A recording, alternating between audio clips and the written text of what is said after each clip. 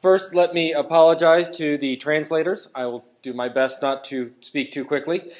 Actually, I have to admit that when I was invited to Rome, I brought my own translator with me. I was smart enough to marry an Italian.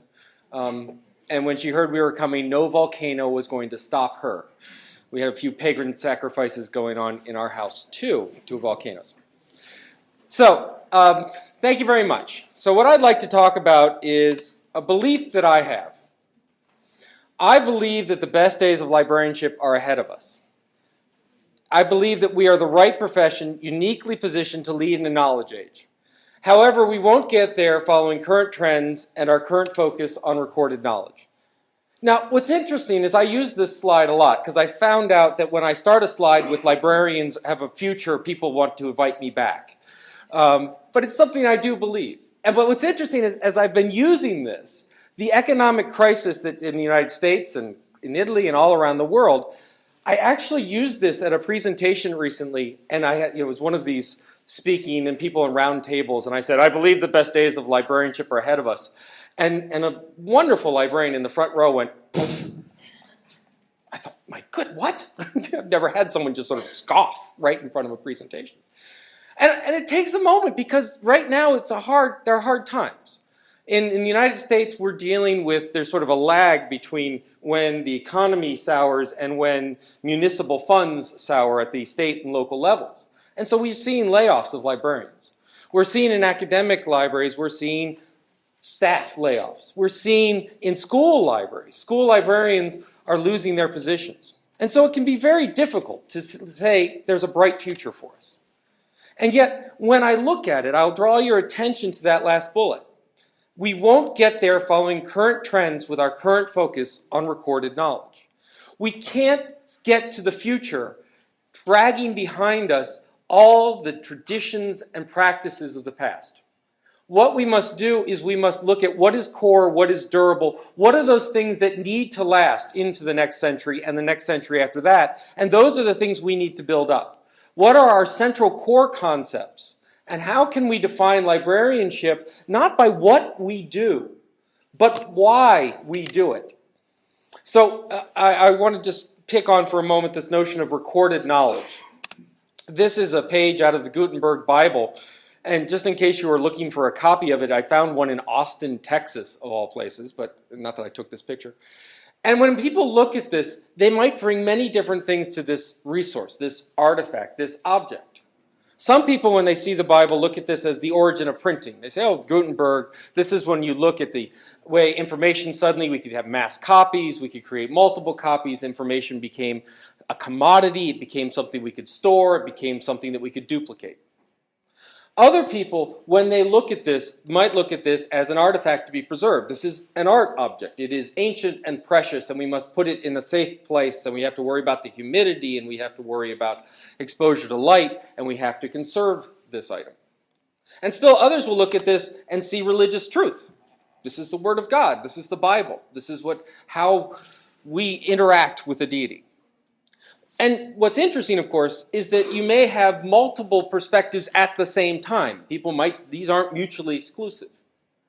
My point with bringing up all these views in relation to this thing, this artifact, this object, is that it is we who bring the context to the object, not the object that defines it.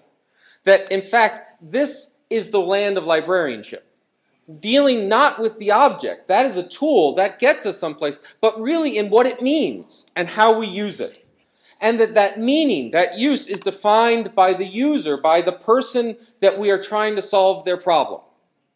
So the user, or actually the term that I like, that I've been using a lot, particularly in the United States, is the notion of member. That the member of the library defines context, not the object. I'll just take a moment, if I may. Joan Fry Williams actually came up with this notion of not user, not patron, but member. I'm not sure what the Italian equivalent would be. What do you call someone who goes into a library? User. All right. In the United States, only computer scientists and drug dealers have users, so it's important. And so they were having this. What's interesting is when I asked this question, I could ask this amongst a room of librarians in the States, and they would have the same sort of confused, well, what do you call them? I don't know. What do you call them? And we would go back and forth, and Joan Fry Williams was part of a strategic planning process, and she goes, hold on, I'll find out. And she walked into the library and said, what should we call you? And almost to a person, they said, member. I have a card, I pay taxes, I'm a member of this library. I have a say in how it works. So the member defines the use, defines the context. That's what I mean when we talk about recorded knowledge. There is no such thing as recorded knowledge. Knowledge is uniquely human, it's in our head. This is a byproduct of knowledge. It's a byproduct of a human activity. It has value, it is important, it is not irrelevant, but it is secondary, it is not knowledge. Now, what I want to do is give you a thought experiment to sort of work that out. Imagine if we gave out with a $10, every time we sold an iPad or a Kindle or a Nook or an electronic e-reader, right? So I've got mine. So we have our pretty tools. This gets more attention than I do in the streets of Rome. So, you get this. And it can read books, and if you're really clever, you can go ahead and wherever you have it. Here we go.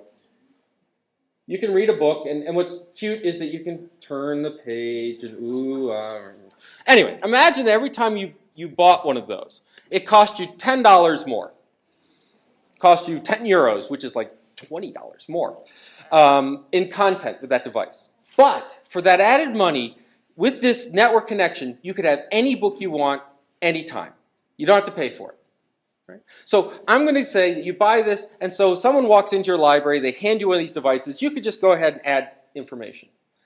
Now, what does that do to your role as a librarian?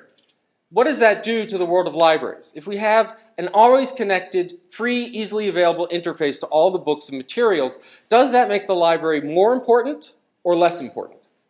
And many times we're having this debate, and people go, well, why you don't need a library then? Many policymakers are saying things like, well, if I can get it all on Google, I don't need a library anymore. But what's interesting is I would argue actually this means you need a librarian more. And it actually makes the job of a librarian a lot easier.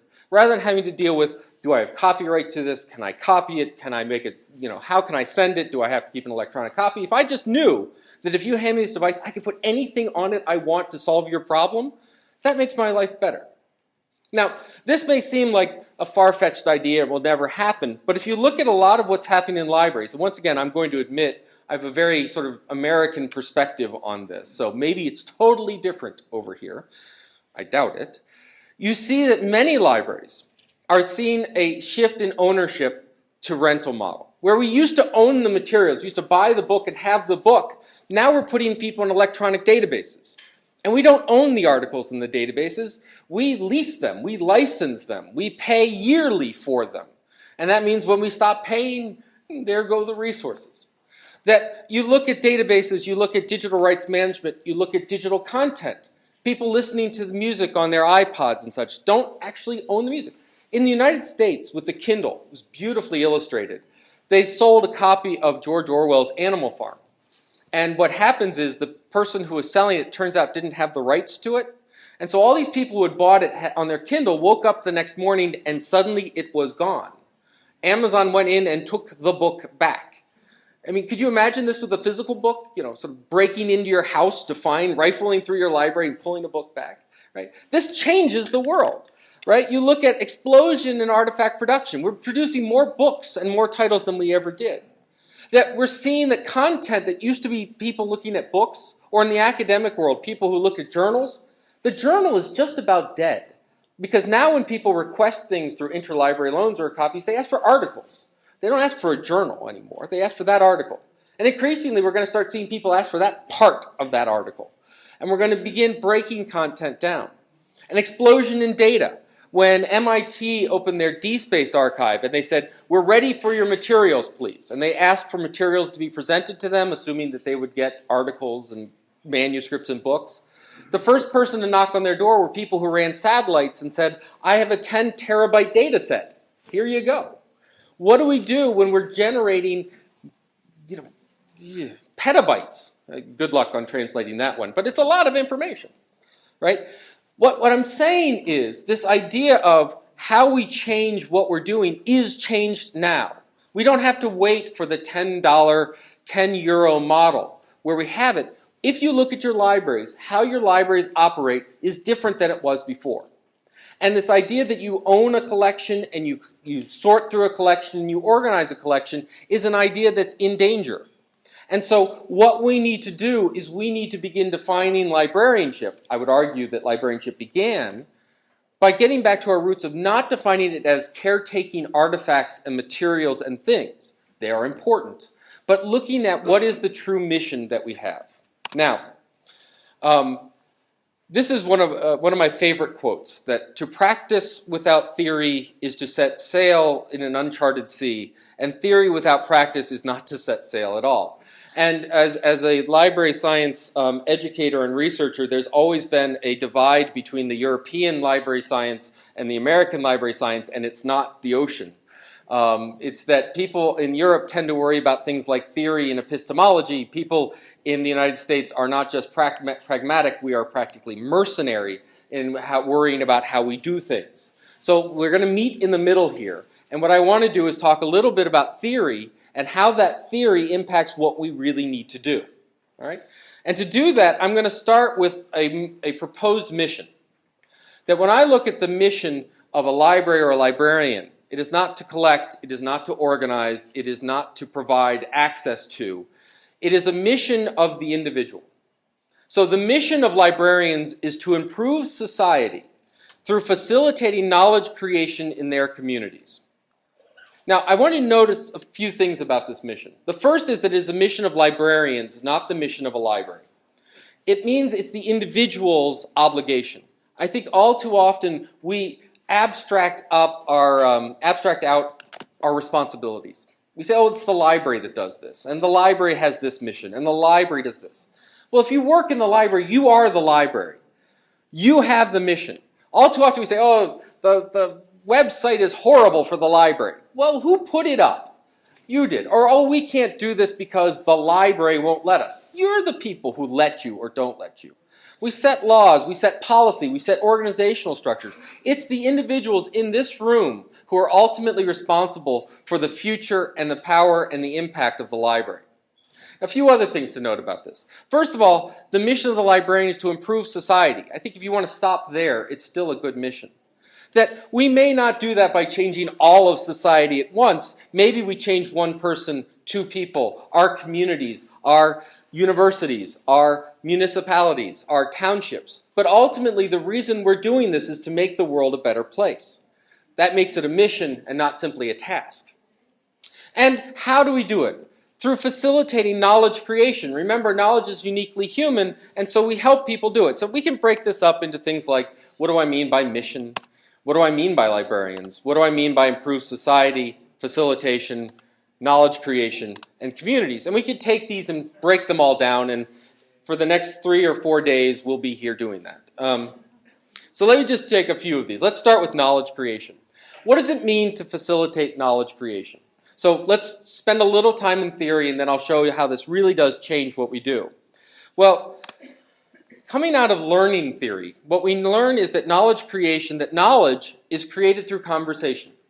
Those conversations may be with groups, they may be between two people, they may be between two organizations. I mean, I'm here as part of an embassy mission, right, where we're having national conversations.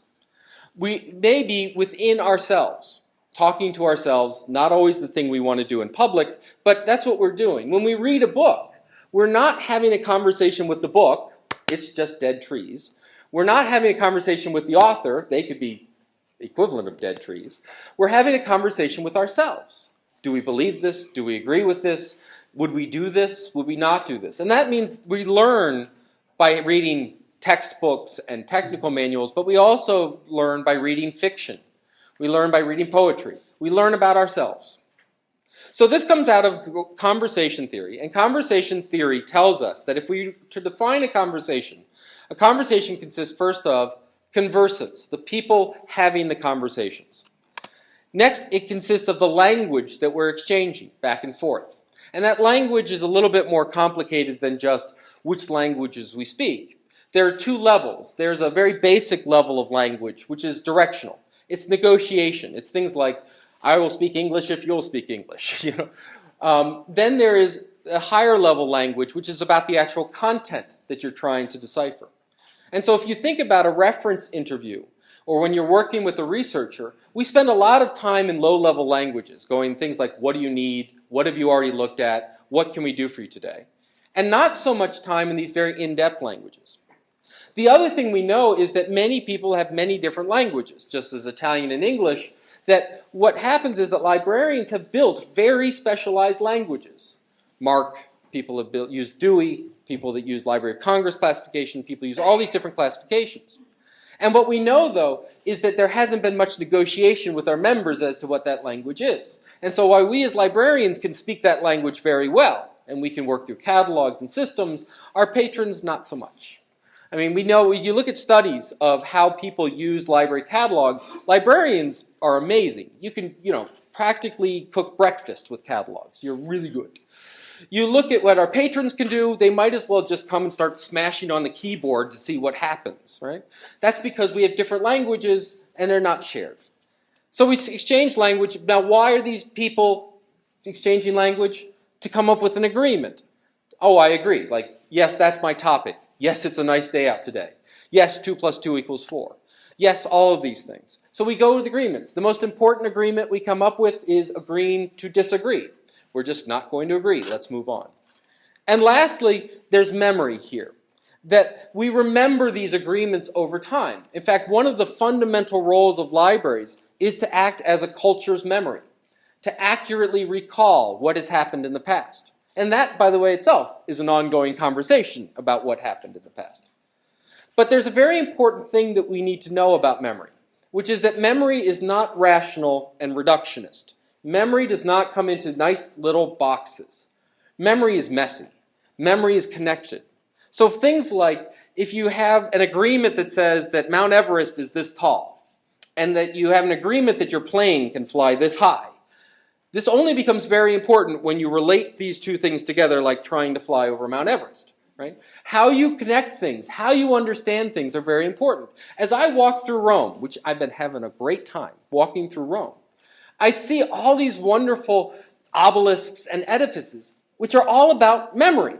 But what's interesting is I look at them, and once again, I bring something very different to them. I look at the hieroglyphics, and I go, I don't know. It looks pretty. Take a picture, right? These kind of relations and how we hold them in esteem and what their importance are, they're going to change from culture to culture. Once again, I bring the context. Now, what this means is that libraries that have classically looked at how we organize things in nice little buckets doesn't work too well anymore. And that changes how we organize systems. So for example, this is a screenshot of a virtual reference system, Question Point, that some of you may be using. And we all know how this looks, right? So that we have a place to write in one end, and we have pages that we can push in the other.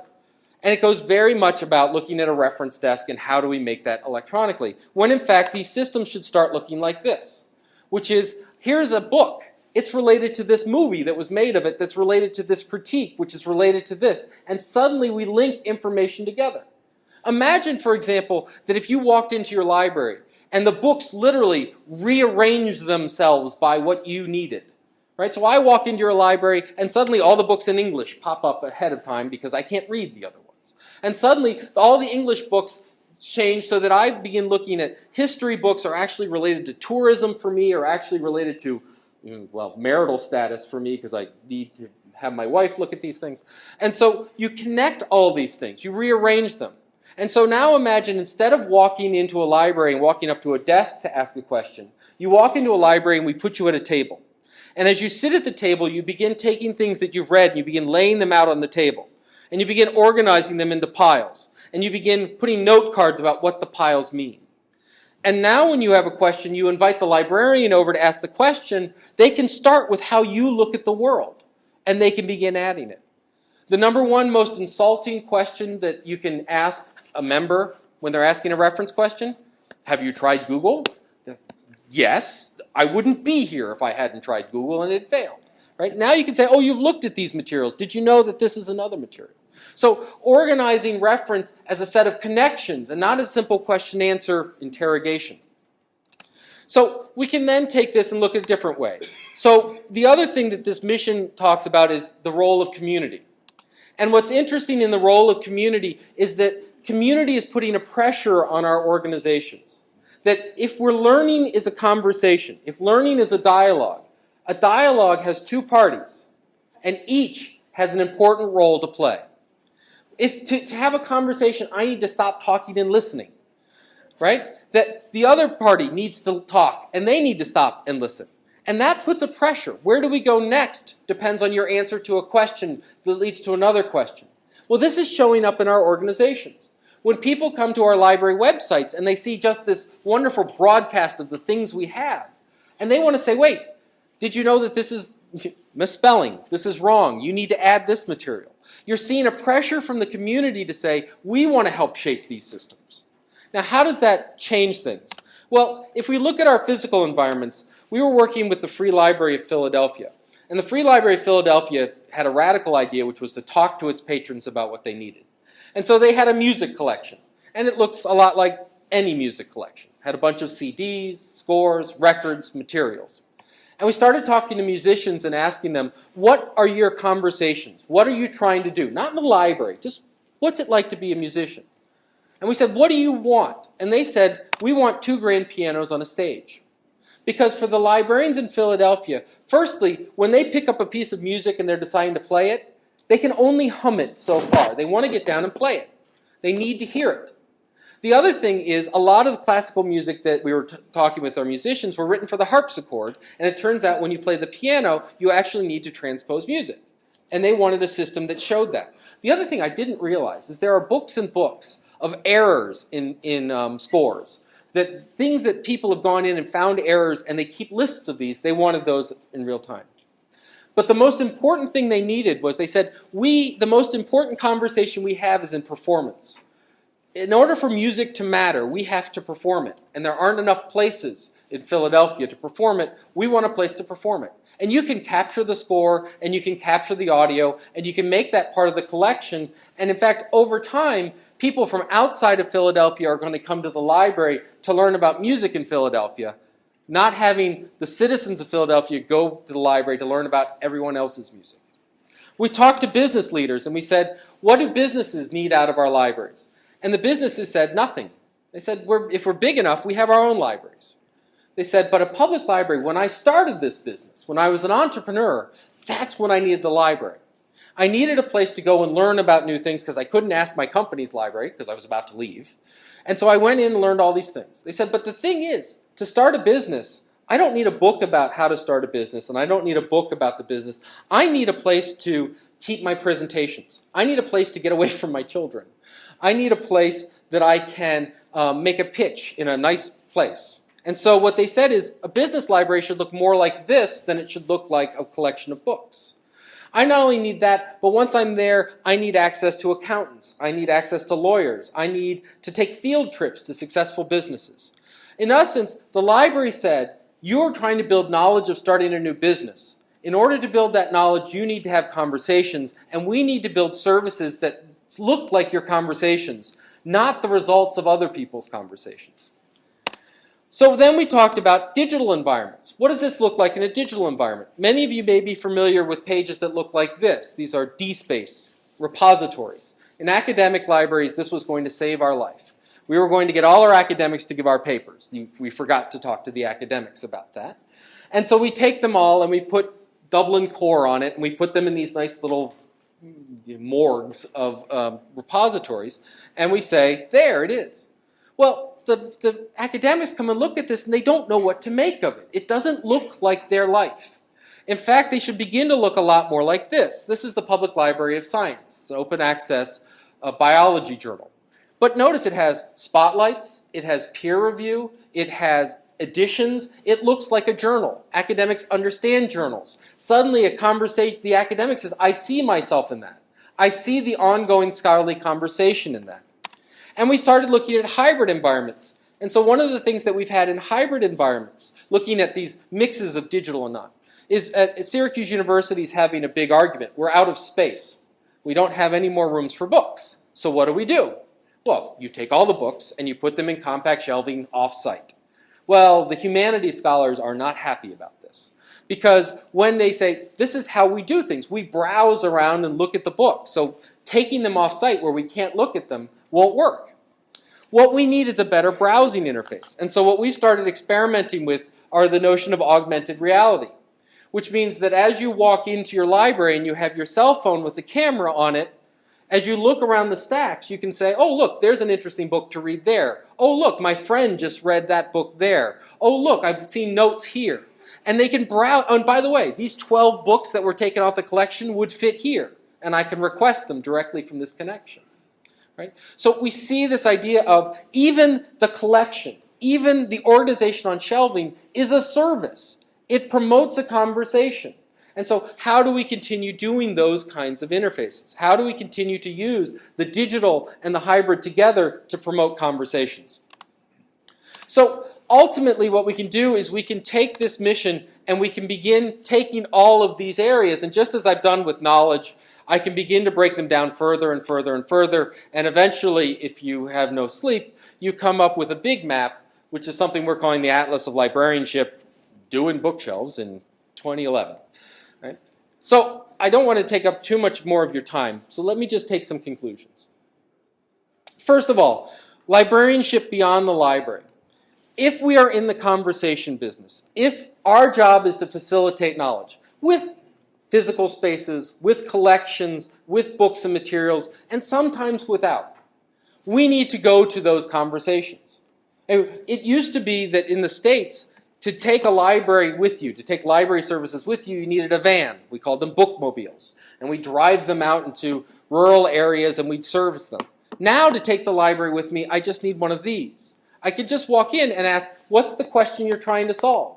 And I can find out if their materials are available. Yes, I might need to go back to the library to pick them up. But at this point, you are the library, and you can be everywhere.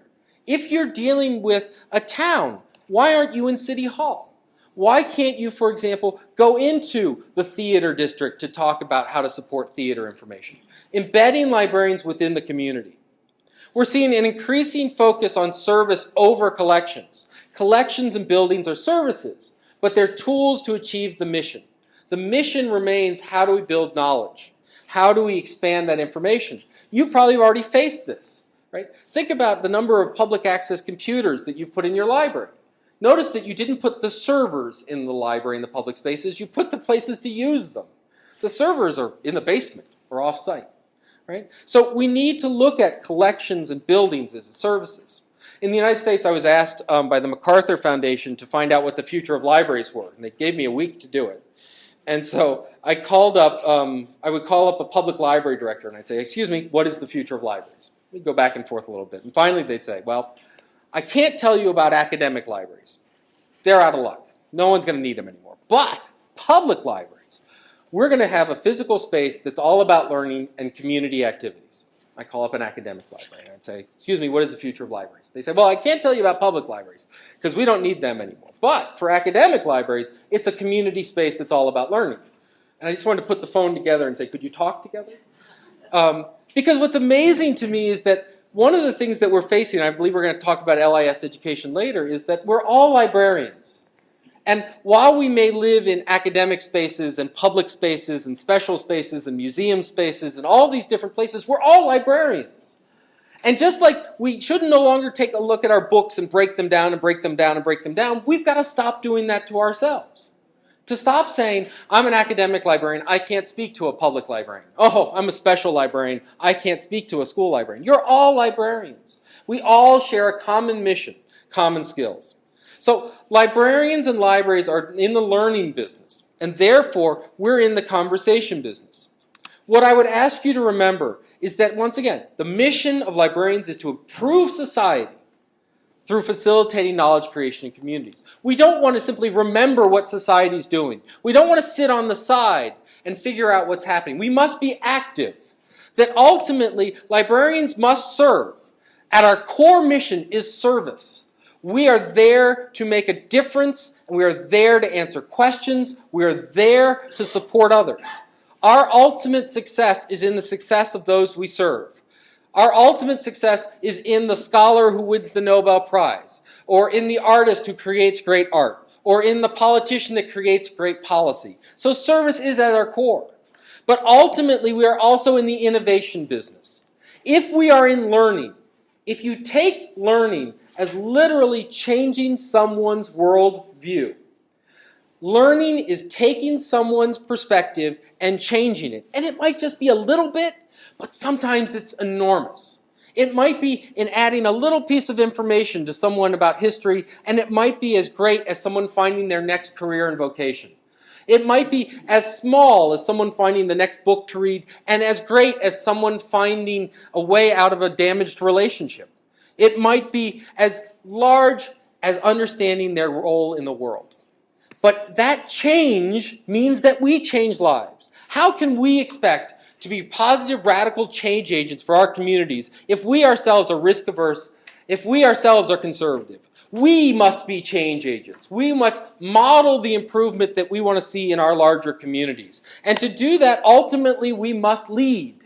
That we cannot stand idly back and assume that society will improve without us. That we cannot sit back as some sort of empty repository waiting for the artifacts of other people's great thoughts. That as librarians, we must see the better society. We must have the vision of the greater improvement, and we must be active and militant in our ability to go out and bring our communities forward. That we cannot sit back and let people say, oh, that's the library. Oh, we'll put them in this corner. Or, oh, we'll get that when we're done. We must be there. We must be fighting the good fight. We must be doing the new invention. We must be moving forward. Thank you very much.